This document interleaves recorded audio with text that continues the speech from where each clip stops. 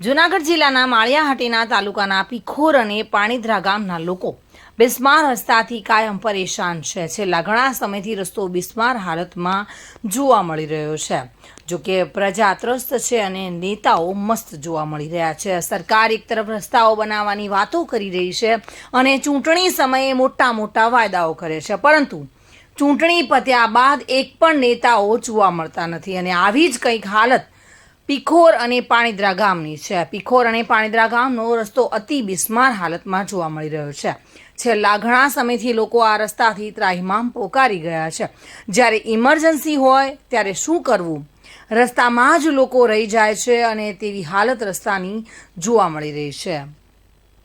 જોકે આ બંને ગામના લોકો દ્વારા આ રસ્તો તાત્કાલિક બનાવવા માટેની માંગ ઉઠી છે. ચૂંટણી સમયે નેતાઓ આવીને રસ્તા, પાણી, લાઇટ સુધી સહિતની સુવિધાઓની આંબલી દેખાડી મતો મેળવીને ચૂંટાયા બાદ એક પણ નેતા ફરકતા નથી તેવું ગામ લોકો દ્વારા જણાવવામાં આવ્યું છે. જ્યારે હાલ તો આ રસ્તા પર અવારનવાર અકસ્માતોના બનાવો બની રહ્યા છે, પરંતુ આ રસ્તો ક્યારે નવો બનાવવામાં આવશે તે જોવાનું રહ્યું.